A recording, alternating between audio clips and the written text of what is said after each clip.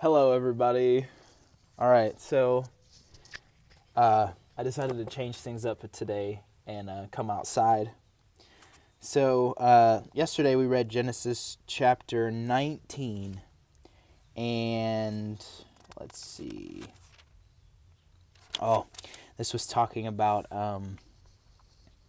the angels of God that came with him to eat with Abraham.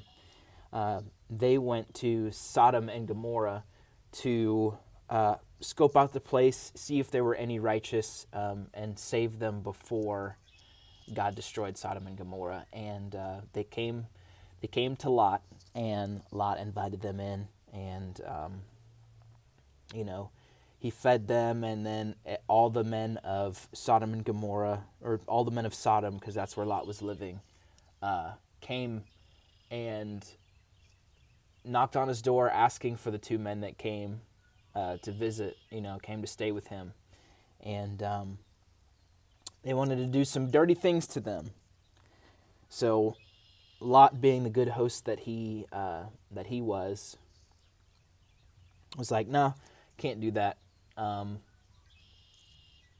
they tried to attack him, and the angels stopped that, and they destroyed Sodom, rescuing, of course, Lot and his family. And today, right now, we're going to be reading Genesis chapter 20, so let's go ahead and start. Avraham traveled from there toward the Negev and lived between Kadesh and Shur. While living as an alien in Gerar, Avraham was saying of Sarah his wife, "She is my sister." So Abimelech, king of Gerar, sent and took Sarah.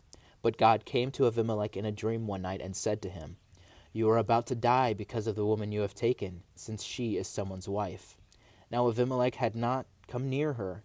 So he said, "Lord, will you kill even an upright nation?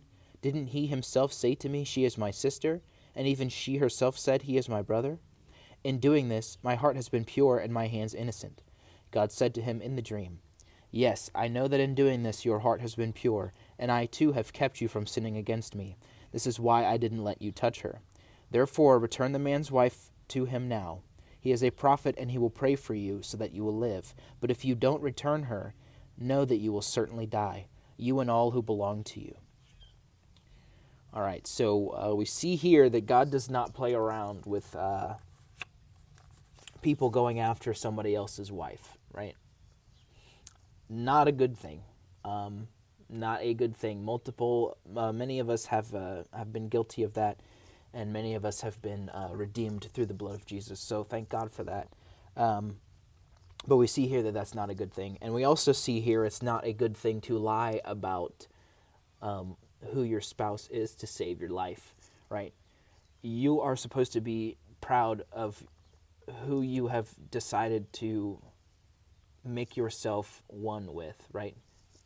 You shouldn't hide that for any reason, especially not to save your life, because those who try to save their life will lose it, right?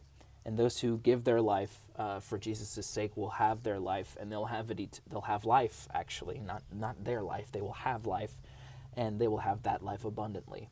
So that is why you need to be proud of who you're with. You need to be proud of who you're with. You shouldn't be ashamed of them. When, before Adam and Eve fell, right, they were naked and they were unashamed. They didn't care. They weren't worried about that. You know what I mean? Whatever faults they may have had, right, they weren't paying attention to.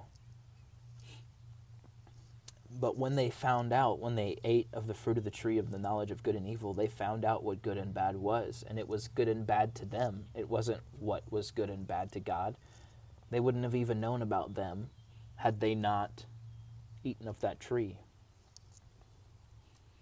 Anyway, Abimelech got up early in the morning, called all his servants, and told them these things. And the men became very afraid. Then Abimelech called Avraham and said to him, "What have you done to us? How have I sinned against you to cause you to bring on me and my kingdom a great sin? You have done things to me that are just not done." Abimelech went on, asking Avraham, "Whatever could have caused you to do such a thing?" Avraham replied, "It It was because I thought there could not possibly be any fear of God in this place, so they will kill me in order to get my wife. But she actually is also my sister, the daughter of my father, but not the daughter of my mother. And so she became my wife. When God had me leave my father's house, I told her, 'Do me this favor. Wherever we go, say about me, he is my brother.'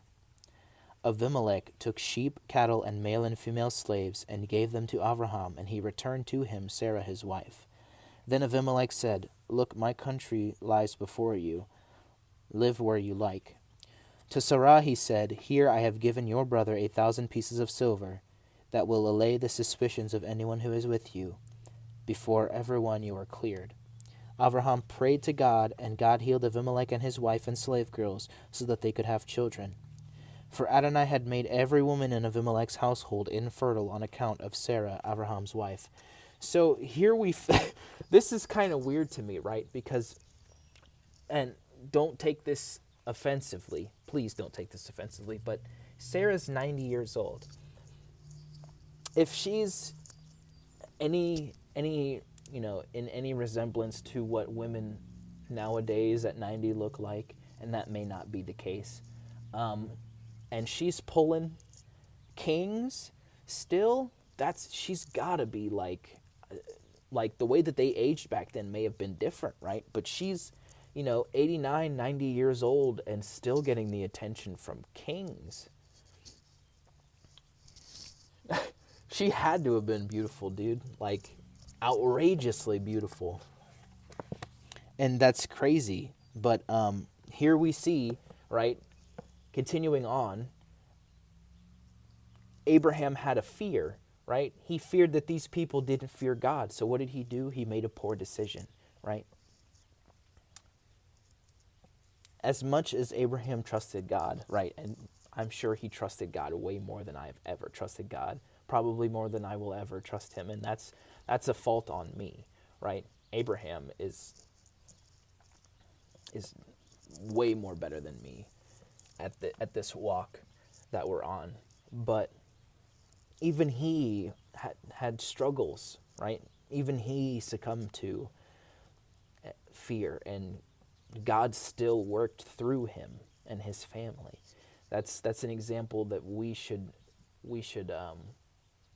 take into us, right? Even though we stumble and we fall, right? God is still with us. He's still out here with his hand open, trying to help us back up on our feet. And that's something that's great. And if he would have just believed, right? If he wasn't worried about what man was thinking, and if they had a fear of God or not, that doesn't matter if they have a fear of God or not, because Abraham, God is with you, man. You know what I'm saying? Like, don't worry about these people.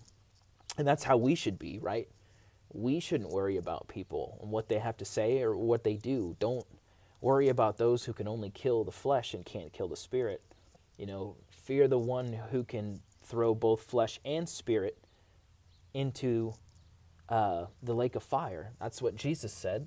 And I think he said it in the Gospels. Yeah, he did say it in the Gospels. I can't remember which one. It was probably all of them. Yeah, don't worry about men. Don't worry about the opinions of men, right? If God is telling you to do something, do it.